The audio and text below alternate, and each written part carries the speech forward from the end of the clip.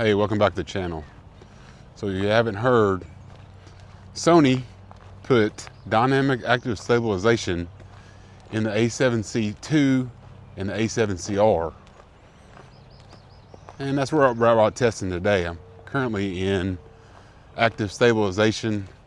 I got the 16 to 35 all the way at 16. It crops in a whole lot, you know? That kind of sucks about it.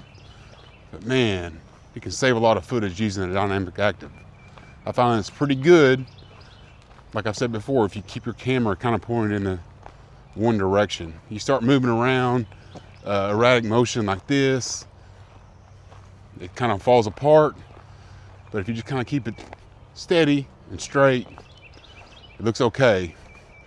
So we're going to test it out a little bit, and we're going to talk about the 35 or 50 to 150 2.0 that Sony has just released.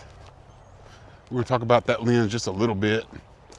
I have a kind of unique perspective on that lens because I currently own the 35 to 150 Tamron and the 70 to 200 Sony lens. I own both, which is kind of crazy, but there's a specific reason why I own both.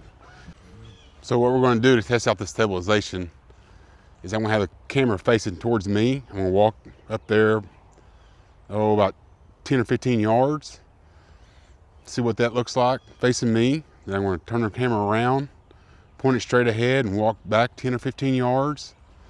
Then I'm going to do a locked off shot for about 10 seconds. Then I'm going to do a slow pan.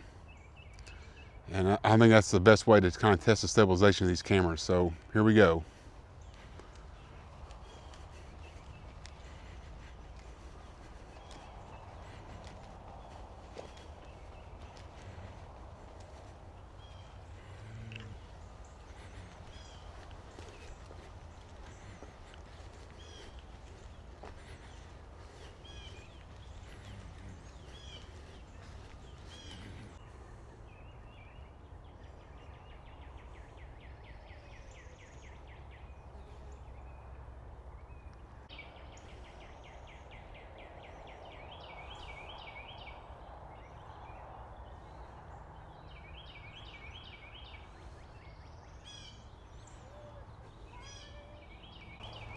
So you can let me know what you think about the stabilization, dynamic active. Dude, I'm so happy they added it to the A7CR. Like for a long time, that's been my main complaint about the A7CR, the stabilization just not good in video. And now they added it, it just changes everything, really. I was just honestly thinking the other day, like I can't wait till they trickle that down into like an A7C2 body or A7CR body, because it just makes it so much more useful to use when you're out filming, you know, like travel stuff and things like that. So I'm extremely happy that they added dynamic active stabilization into the camera. Sony's finally coming around on the software updates, hopefully. Like, geez, it took long enough.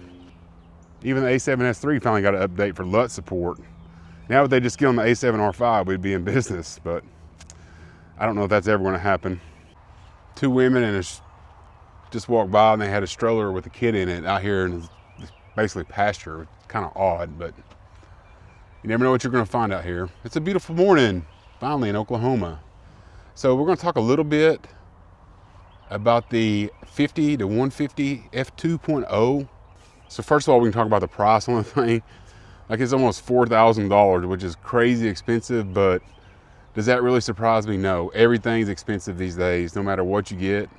So you have to be budget minded a little bit, you know, obviously, but I'm done bitching about prices because they're not coming down and they are what they are. So either pay it or move on to something else. Personally, I have the 35 to 150 and the Sony 70 to 200. Now, how did I come with those two lenses, you know? Well, here's the deal. So sometimes when I go to those different events and stuff, I find a 35 to 150 to be perfect. 35 millimeters lets me get the wide group shots. If somebody wants that real quick, I can do that with 35, no problem.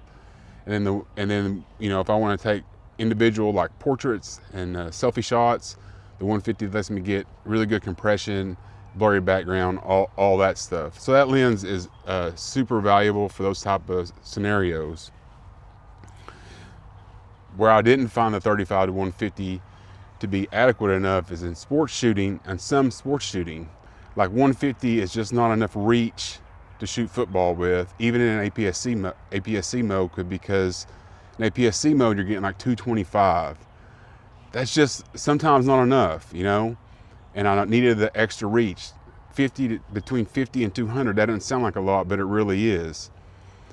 So I was always needing the extra 50 millimeters of reach, and then sometimes I'd do APS-C mode to get out to 300, and that would put me in a pretty decent range to shoot football in. So it really depends on what sport you're shooting. Basketball, you know, 35 to 150 is about perfect.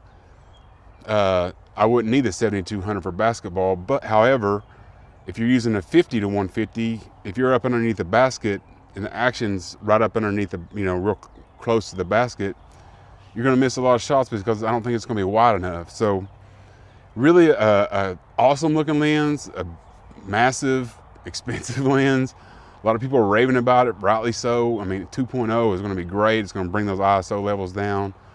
But man, as far as I'm concerned, it's kind of a weird focal length. It's kind of a weird focal length and a big ask for somebody who has the 35 to 150 and the 7200. I don't think it takes the place of either one of those, to be honest with you.